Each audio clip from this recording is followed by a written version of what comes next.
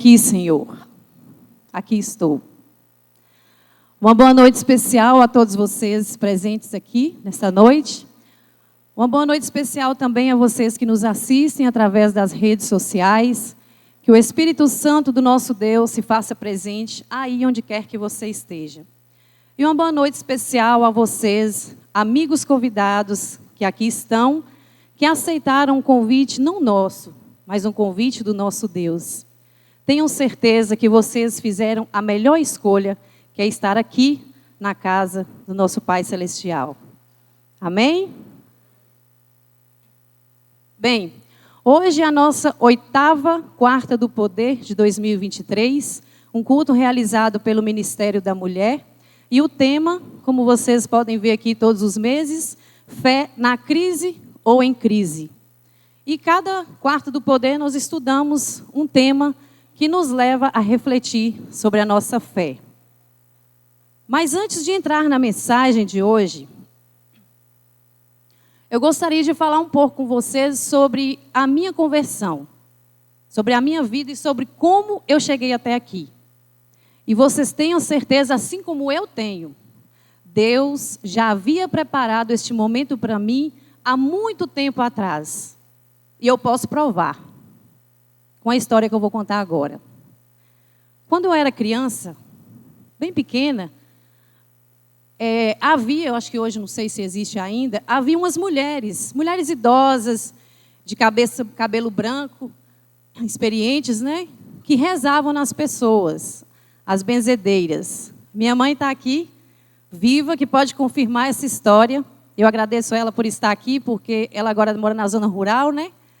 E aí fez um esforço para estar aqui hoje, assim como as minhas colegas de trabalho. Também agradeço a vocês por estarem aqui, me dando esse apoio, a todos vocês que estão aqui nesta noite. Então, essas mulheres rezavam na época de quebrante, que era mal olhado. E aí elas iam até a minha casa para rezar, passar os ramos em mim.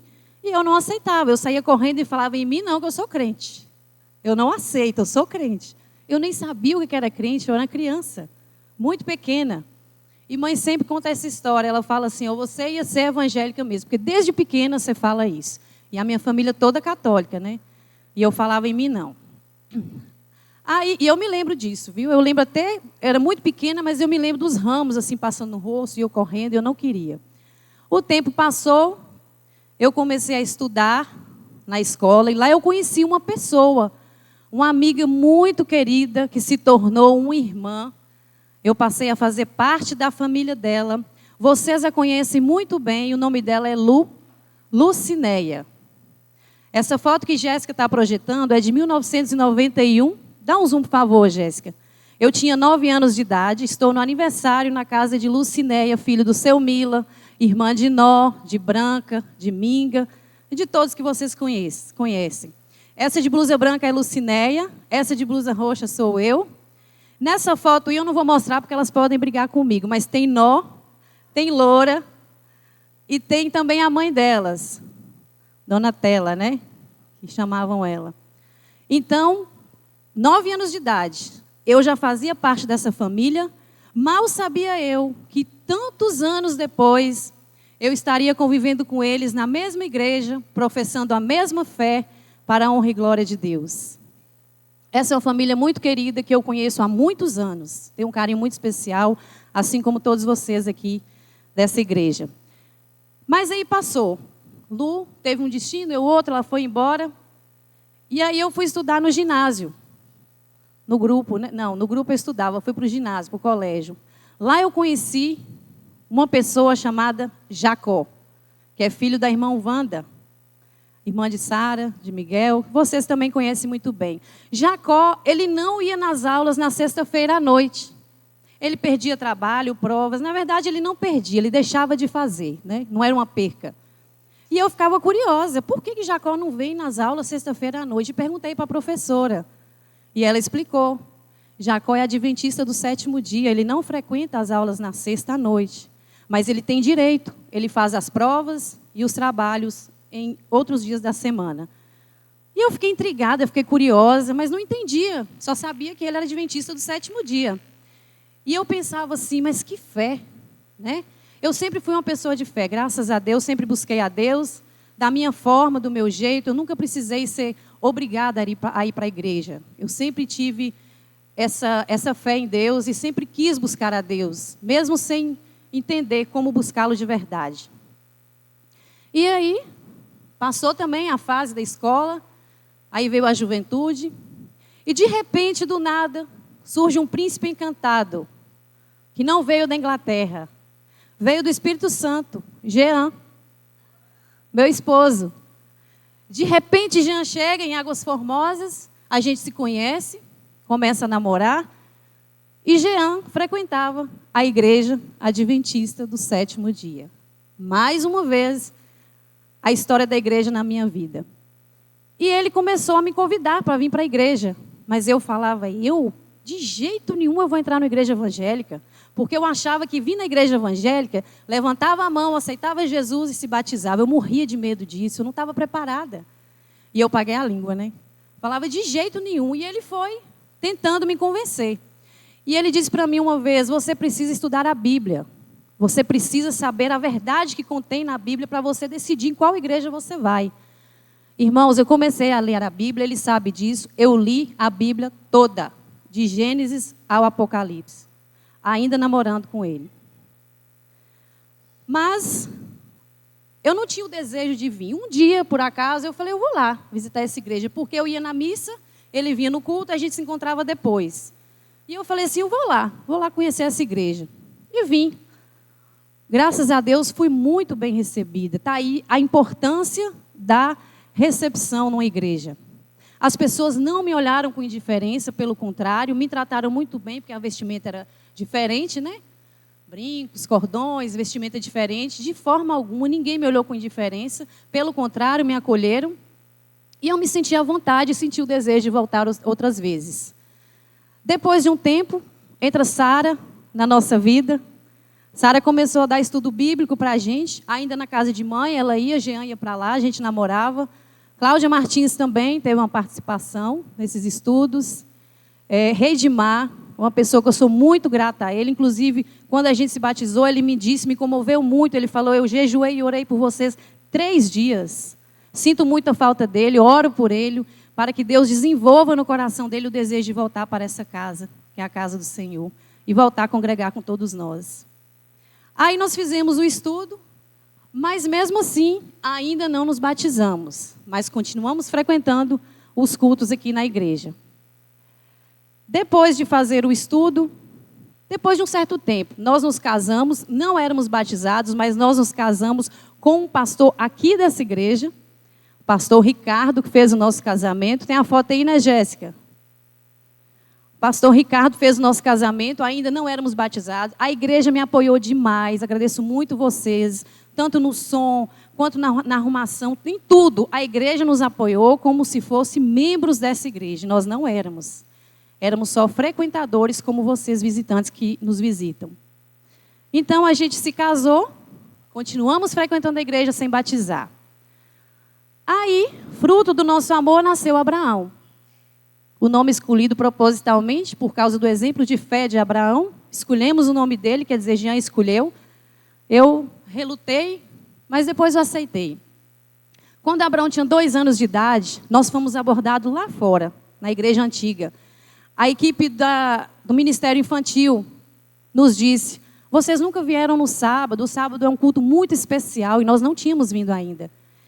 E no próximo sábado, eu acredito que era o 13º sábado, né, onde as crianças se apresentam aqui na frente, nós faremos uma apresentação com as crianças, e vocês podiam trazer Abraão para apresentar também.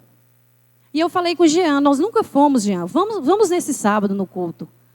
Nós viemos, apaixonamos pelo culto de sábado, como somos apaixonados até hoje, para faltar só em caso de doença mesmo. E começamos a frequentar mais vezes. E de tanto frequentar, nós decidimos nos batizar. Nos batizamos os 2. Não encontrei, infelizmente, a foto do batismo. Mas nós nos batizamos. Hoje, depois Abraão também, né, aos 9 anos se batizou. Hoje nós 3, graças a Deus, fazemos parte dessa igreja como membros batizados. Desde quando nos batizamos, nós fazemos parte da direção dessa igreja. E a nossa intenção é ajudar abreviar a volta de Jesus e pretendemos continuar até que Ele volte, para que juntos, com todos vocês, nós possamos subir para o céu e morar com Ele. Amém? Só mais um detalhe que eu gostaria de falar e não poderia deixar de jeito nenhum de compartilhar com vocês. Uma vez, numa quarta-feira, dia 2 de agosto, não me lembro o ano, eu estava aqui nessa igreja e era meu aniversário. E tinha uma mulher, não lembro quem, mas tinha uma mulher pregando aqui. E aquilo me deixou muito chateada, não pela pregadora, mas por mim. Eu falei, hoje é meu aniversário. Uma forma de agradecer a Deus por mais um ano de vida era eu estar ali na frente, no lugar daquela mulher pregando. E eu já tinha recebido convites e não conseguia fazer isso que eu estou fazendo hoje. E eu fiquei muito decepcionada. O culto todo eu passei muito triste. Esse ano, quando Sara me convidou, ela sabe que eu relutei e ela me disse, vão ser pregadoras revelação. Outras pessoas, assim como você, que nunca pregaram, vão lá pregar. E eu falei, Senhor, não posso mais rejeitar. Eu preciso ir. E eu disse para ela, então, Sara, vamos fazer o seguinte. Eu quero, se possível, pregar no mês de agosto. Não é o meu aniversário hoje, mas é o mês que eu completo mais um ano de vida. E eu precisava, para apagar aquela chateação, aquela decepção, pregar no mês de agosto. Para que todos vocês e Deus saibam que isso é uma demonstração de gratidão por tudo que Ele tem feito por mim e ainda fará. Amém? Então, sem mais delongas, vamos para o mais importante dessa noite, que é a palavra de Deus, o sermão de hoje. O título do nosso 8º sermão é O Último Mergulho. Mais adiante vocês vão entender o porquê desse título. Eu convido vocês agora para abrirem suas Bíblias no segundo livro de Reis, capítulo 5, versos do 1 ao 14. Quem tiver com a sua Bíblia digital, a Bíblia física. Quem não tiver, acredito que Jéssica vai projetar aqui na tela, para que vocês possam acompanhar o texto de hoje.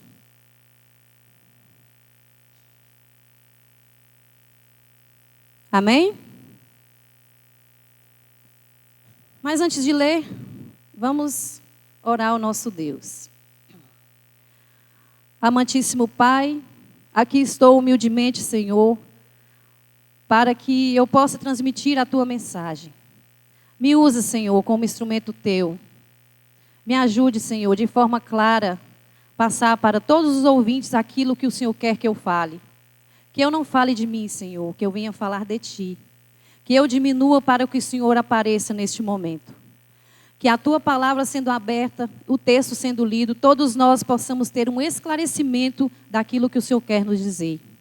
Mas que nós não venhamos ser só ouvintes, Pai. Que nós venhamos praticar tudo aquilo que o Senhor quer que nós pratiquemos no nosso dia a dia. Nos fortaleça, nos ajude a ser pessoas melhores. É o que te pedimos e agradecemos em nome de Jesus. Amém. Essa história é uma história muito conhecida, inclusive pelas crianças, que é a história de Naamã. O título é Naamã é curado de lepra. Mas como a Bíblia é um livro maravilhoso, todos nós sabemos disso, cada vez que a gente lê um texto, mesmo que seja aquele texto que já lemos, nós achamos uma novidade, algo novo, diferente. Então vamos lá. Verso 1. Naamã, comandante do exército do rei da Síria, era grande homem diante do seu senhor e de muito conceito, porque por meio dele o Senhor tinha dado a vitória à Síria. Ele era herói de guerra, porém sofria de lepra. Vocês ouviram, né?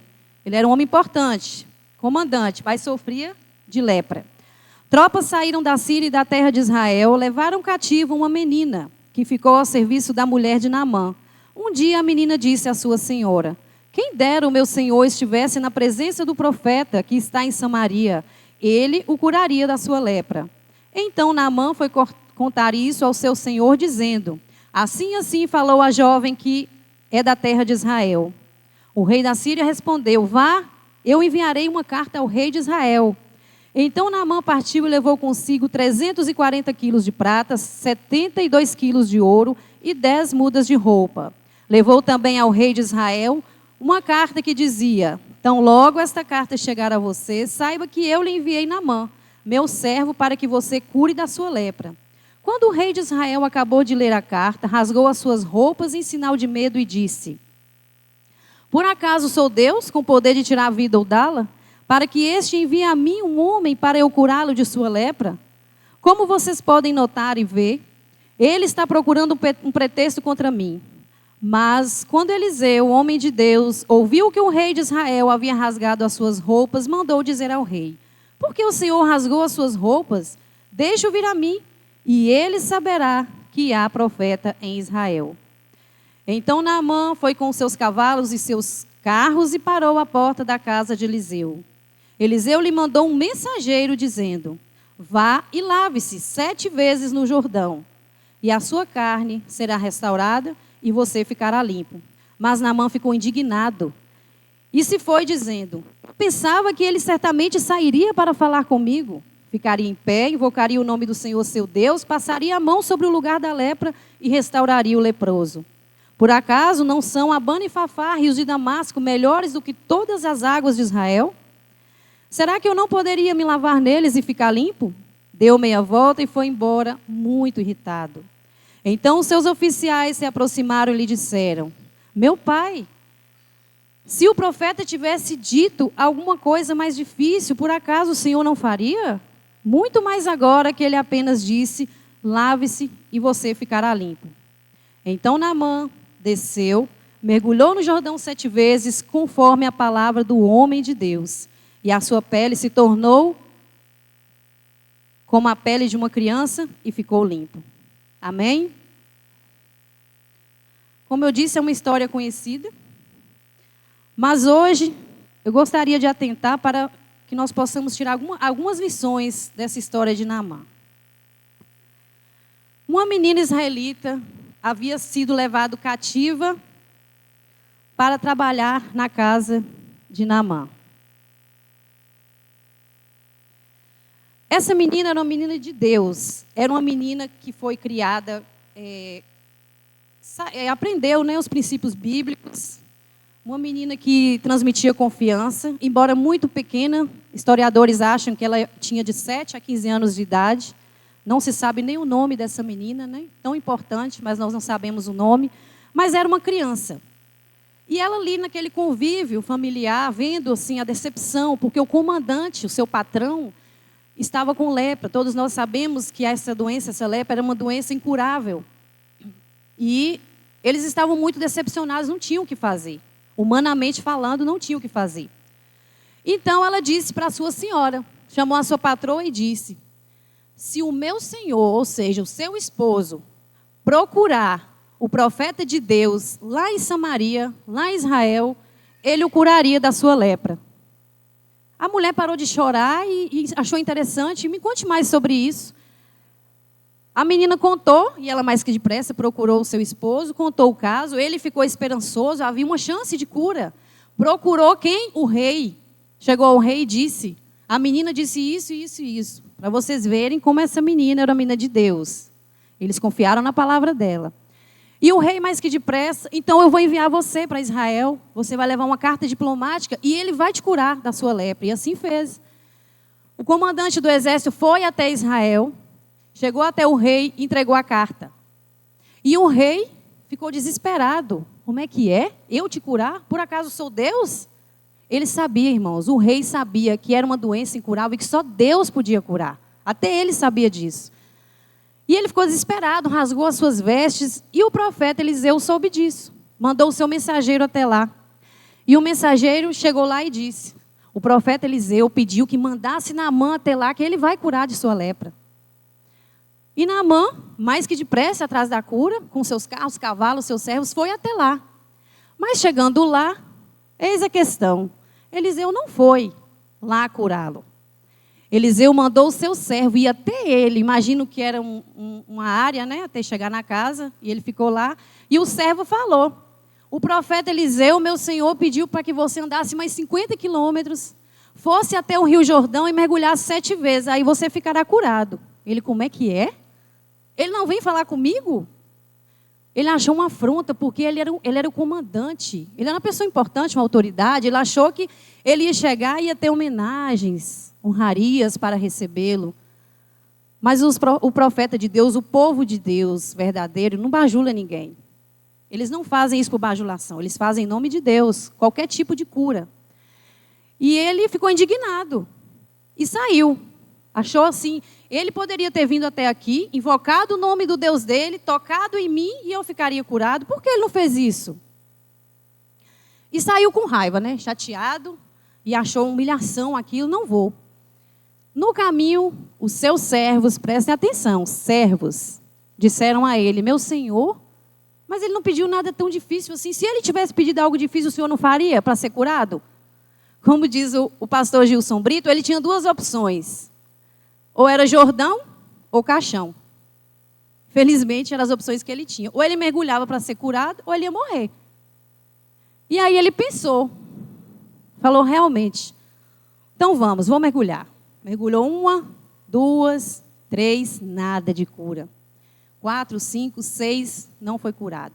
No 7º mergulho, irmãos, quando Naamã saiu das águas, saiu totalmente curado. Nenhuma ferida, a sua pele parecia, como a Bíblia diz, a pele de uma criança, uma carne nova. E Naamã se encheu de alegria, vocês podem imaginar, né? Ele estava com muita esperança e conseguiu ser curado. Naamã acreditou que o rei do profeta Eliseu era o único e verdadeiro Deus, voltou até a casa dele, ofereceu tudo aqueles presentes que tinha levado, ouro, roupas, mas o profeta Eliseu não aceitou, porque ele disse que não fazia por recompensa, ele fazia em nome de Deus, e Deus não cobra por cura, ele quer o nosso coração, como nós sabemos disso. E aí tudo bem.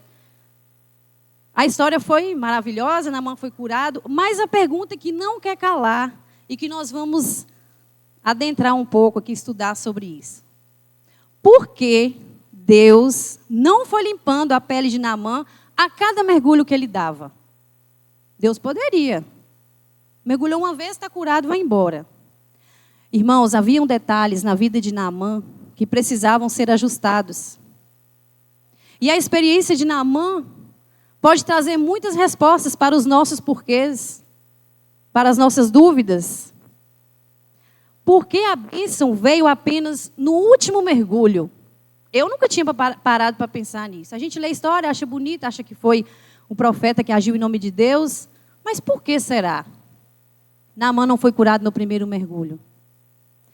Nós poderíamos ficar a noite inteira tirando lições, se a gente parar para refletir. Mas nós vamos hoje estudar, tentar entender o porquê com apenas 2 conceitos básicos e bem complexos.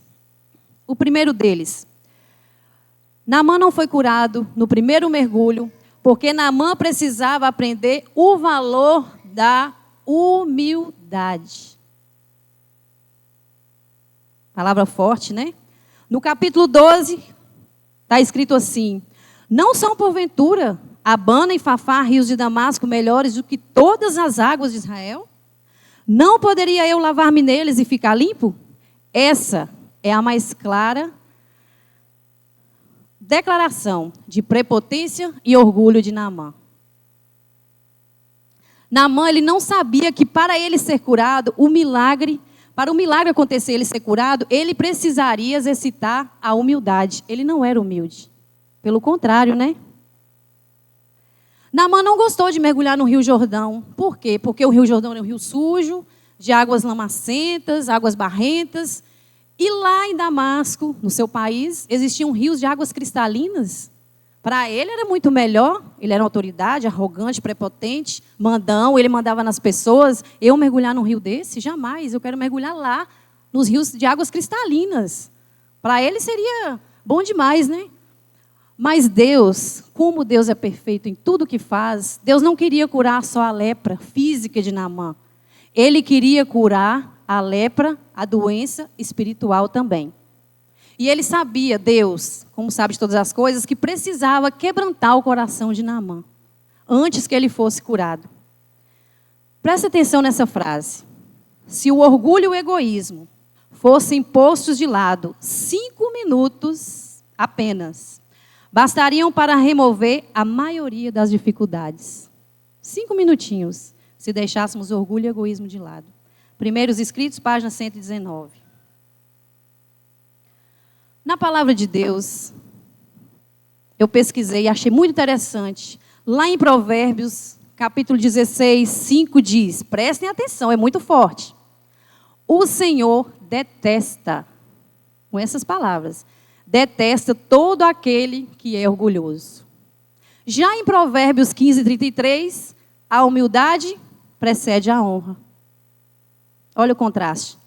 Diante disso, nós podemos entender que a arrogância é a marca dos tolos e a humildade é a coroa dos sábios. Nós é que temos que escolher. Nós queremos ser arrogantes, como os tolos, ou nós queremos ser humildes para recebermos a coroa dos sábios? Naamã teve que ser humilde mesmo antes. Ele teve que obedecer 3 pessoas. Como assim? Naamã, comandante, acostumada a dar ordens, ele teve que obedecer a menina cativa, porque ele ouviu ela. Então ele obedeceu. Depois ele obedeceu um profeta estrangeiro, que ele nem conhecia, nem sabia do Deus dele. Mas ele obedeceu, porque ele fez o que ele pediu. E depois ele obedeceu os seus servos, quem diria, pessoas que ele mandava o tempo todo. Ele teve que ser humilde para obedecer e buscar a cura. Então, irmãos, o orgulho, ele impede que a graça de Deus, forte também, haja em nós. E a humildade já é uma qualidade que agrada a Deus, sabe por quê? Porque ela agrega outros valores. Uma pessoa humilde é uma pessoa de coração bondoso, é uma pessoa mansa, é uma pessoa piedosa, que tem compaixão. É uma pessoa que tem virtudes. Isso agrada a Deus. Já uma pessoa ao contrário disso, se afasta de Deus. Nós temos que escolher também isso. Nós queremos ser pessoas que nos afastemos de Deus o tempo todo e das pessoas, porque ninguém quer conviver com pessoas arrogantes, prepotentes, cheias do eu o tempo todo. Ninguém quer. Mas nós amamos estar com pessoas humildes, modestas, mansas, calmas. Quem não gosta? Então Deus também se agrada disso. E o maior exemplo de humildade? Quem é? O maior exemplo que nós temos de humildade? Jesus Cristo. Jesus Cristo veio a este mundo da forma mais humilde possível. Ele era o dono, ele é o dono do universo, ele é o dono de tudo. Olha a forma que Jesus nasceu e viveu, deixou a honra, a glória do céu para viver aqui. E ele era homem, veio como homem. Mas Jesus preferiu a humildade do que viver cheio de honras e glória. Presta atenção nessa história. Não tem nada a ver comigo, viu, gente? É uma história que eu vou contar. Um jovem, recém-saído do seminário, foi convidado para pregar numa igreja. Uma igreja grande, um culto especial. E ele se preparou. Sabe como ele se preparou? Estufou o peito, encheu-se de autoconfiança, segurou firmemente a sua Bíblia, fez as anotações complementares, tudo certinho. E foi pregar. Subiu no púlpito. Sabe o que aconteceu? A sua pregação foi um fracasso. Infelizmente. Ele confundiu os versículos bíblicos, se equivocou nos relatos. Ficou decepcionado demais. Não era o que ele tinha programado. Mas aí, ele teve que descer. Quando ele estava descendo do púlpito, imagino que tipo essa igreja aqui, tinha um senhor, músico, muito antigo na igreja. E ele podia falar pela sua experiência. E esse senhor falou no ouvido dele. Prestem atenção. Meu jovem, se você tivesse subido para pregar, como você está descendo, você desceria do púlpito do jeito que você subiu.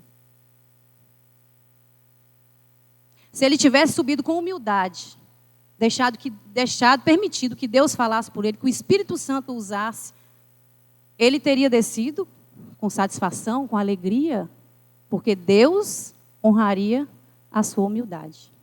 Mas não foi o que aconteceu. Infelizmente. Então, irmãos, para encerrar esse contexto, esse primeiro contexto que nós estudamos, o último mergulho foi o mergulho da humildade. Que fique claro para nós a importância de sermos humildes e de nos aproximarmos de Deus. A importância de quebrantarmos o nosso coração e afastar de nós tudo aquilo que desagrada a Deus. Depois, nós temos uma outra coisa importante para ser estudada hoje, que é o segundo ponto. Naamã não foi curado no primeiro mergulho, porque Naamã precisava aprender a exercitar a fé e a perseverança. Como diz Martin Luther King, fé é pisar no primeiro degrau, mesmo que você não veja a escada inteira. E já a palavra de Deus, em Hebreus 11, nos diz que fé é a certeza de fatos que não podemos ver.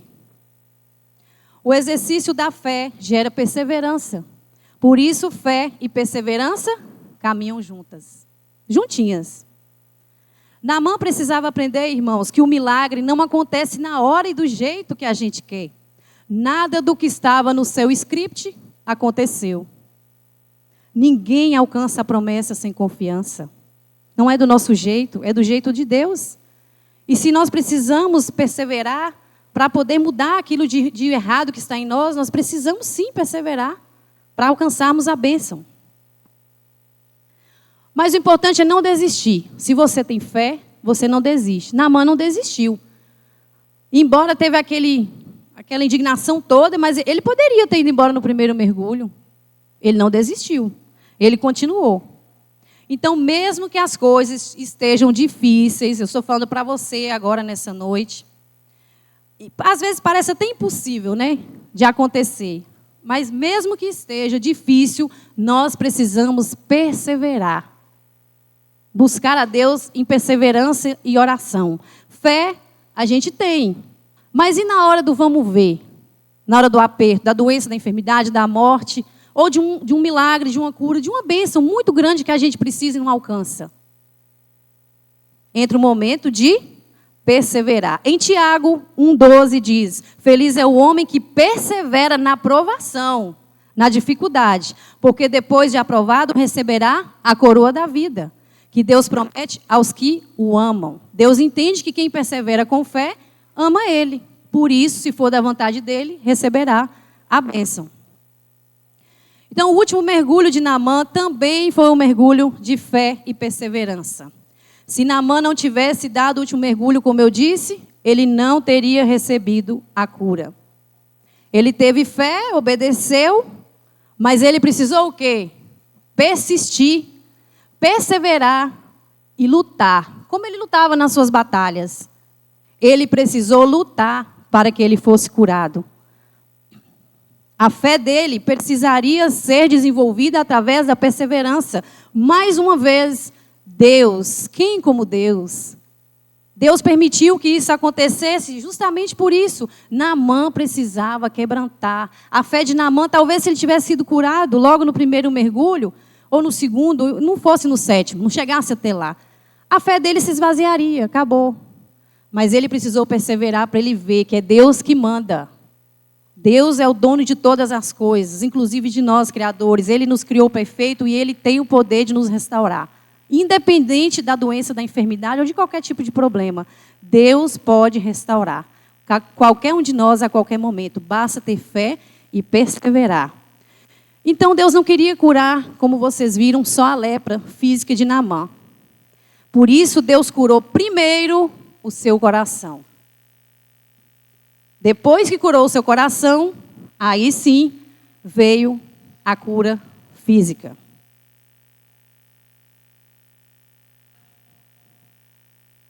Tem uma história muito interessante, mais uma, que eu queria falar para vocês. E eu fiquei impressionada com ela. Aconteceu no estado de Nevada, nos Estados Unidos. Os irmãos de uma igreja doaram, acredito que um irmão, doou um terreno para construir uma igreja, mas sabe onde? Entre umas montanhas, lá no estado de Nevada, nos Estados Unidos, como eu disse. E aí a igreja foi construída, faltando apenas 10 dias para a inauguração da igreja. Os fiscais do município chegaram e disseram para o pastor: a construção é muito grande para a área de estacionamento.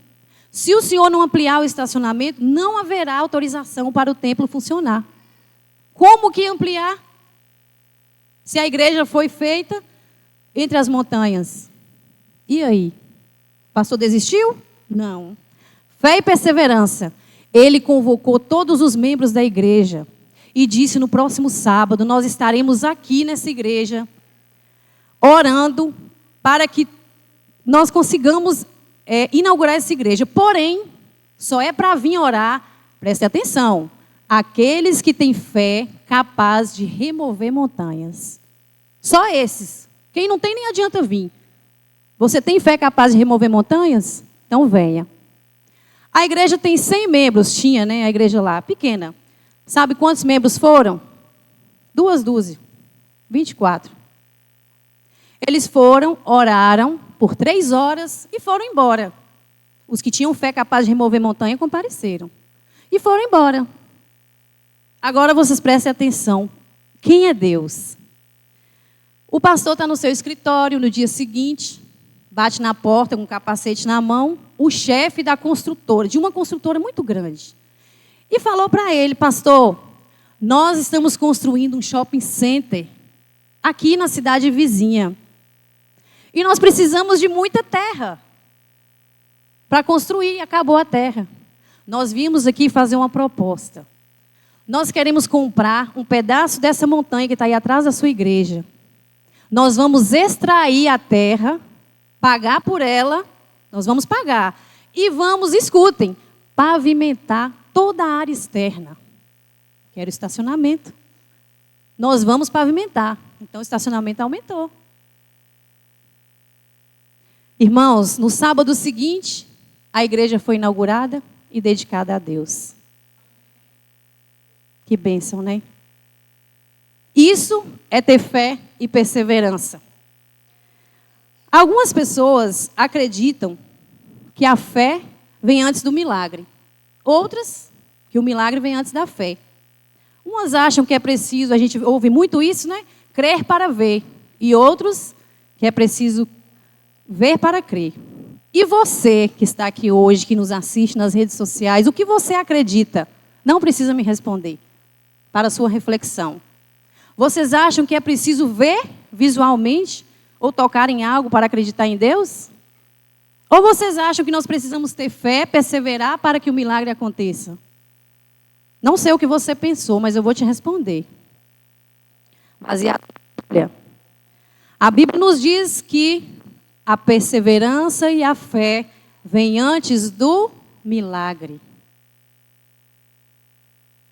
Para o milagre acontecer, nós precisamos ter fé e perseverança. Então, o último mergulho foi a certeza de que o melhor estaria por vir. E o nosso maior exemplo de perseverança, mais uma vez, é o nosso maravilhoso Jesus.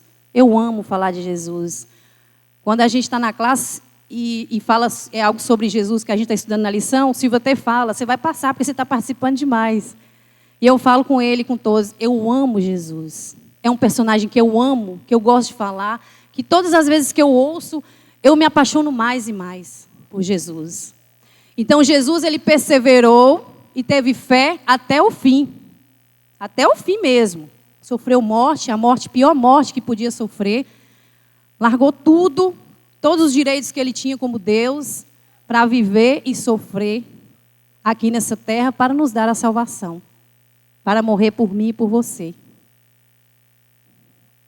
E por isso, Deus o exaltou sobre todas as coisas.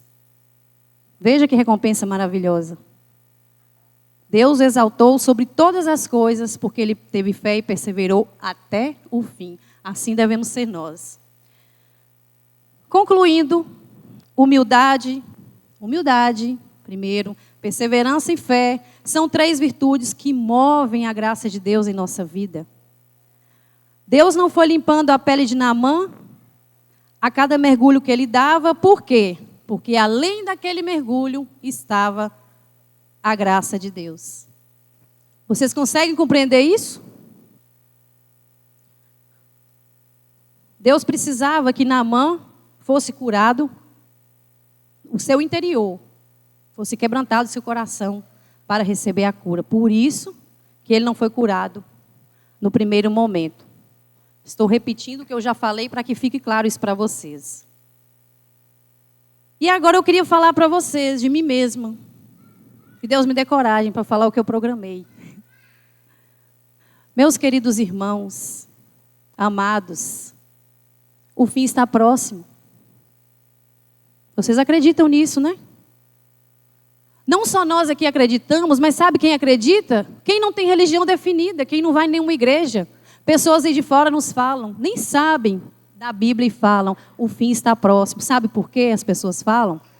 Porque os sinais apontam para o fim. Jesus está voltando. Todo mundo sabe, mas a gente se acomoda. Acaba acomodando, vê um sermão, lê uma leitura, alguma coisa forte que nos toca, mas acomodamos.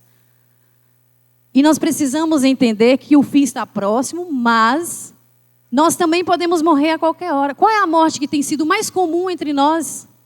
Qual é? Infarto.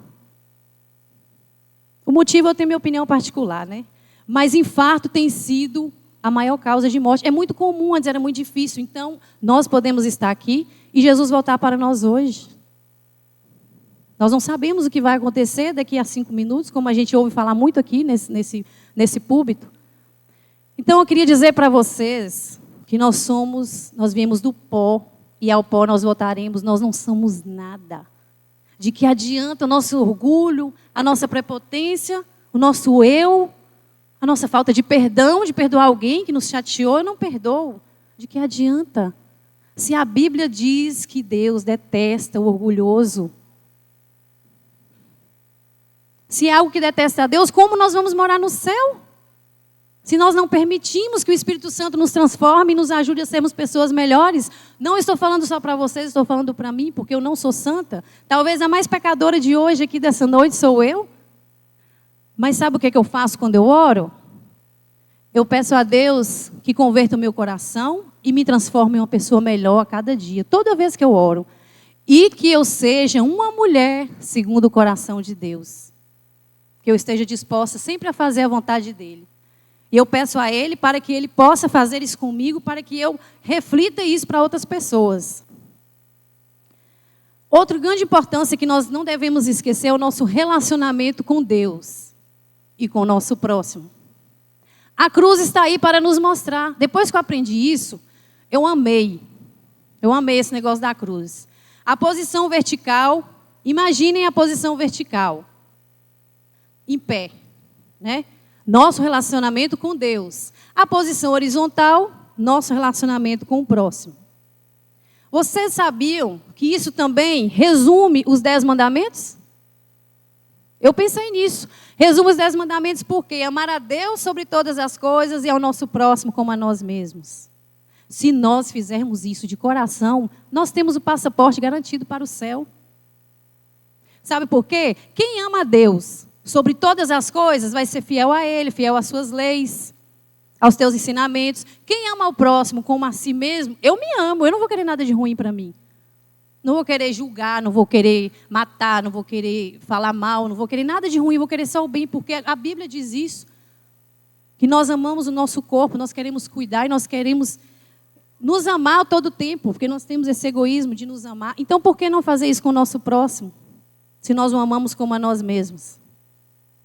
Agora, Jéssica, eu queria que você projetasse aí. Vou compartilhar uma coisa com vocês. Eu não sei se vocês pensam como eu. A primeira foto de Jesus.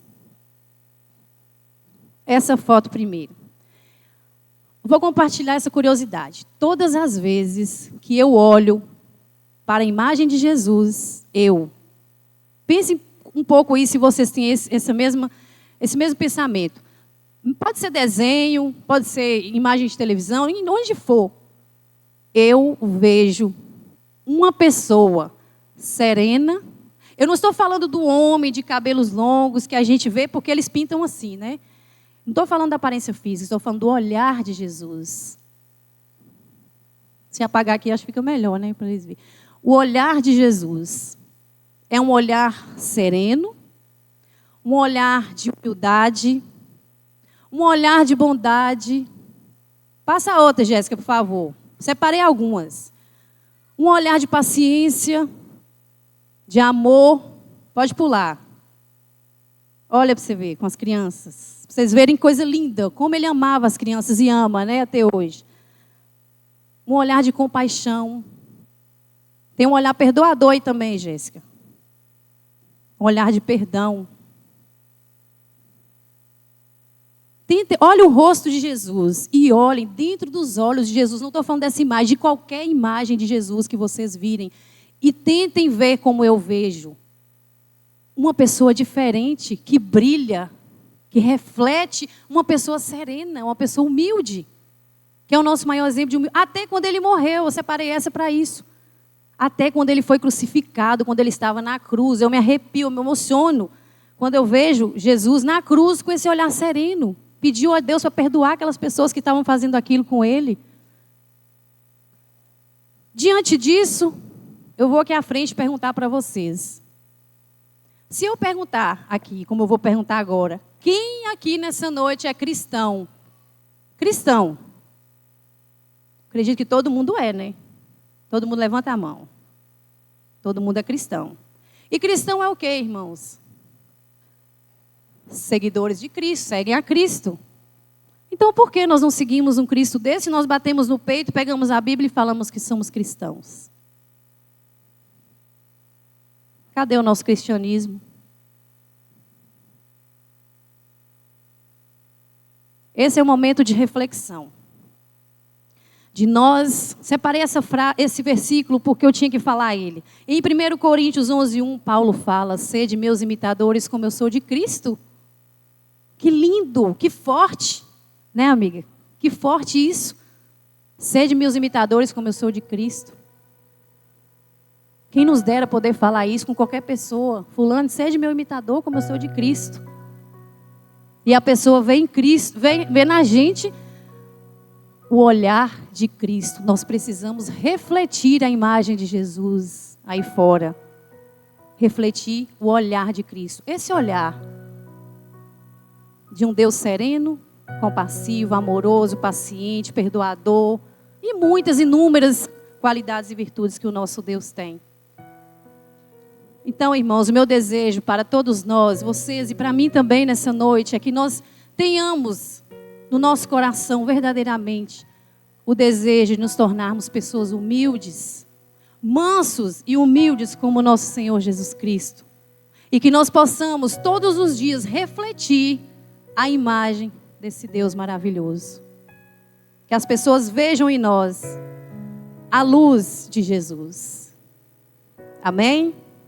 Neste momento eu vou convidar a Cláudia e Pierre também, essa dupla, para cantar uma linda canção. Nós já falamos de águas, de mergulhos, de rios. Agora nós vamos falar de oceanos. Uma música que eu amo particularmente porque a letra dela é maravilhosa. E eu queria que vocês refletissem na letra dessa música. E fizessem dessa música, dessa canção, uma oração cantada. Amém?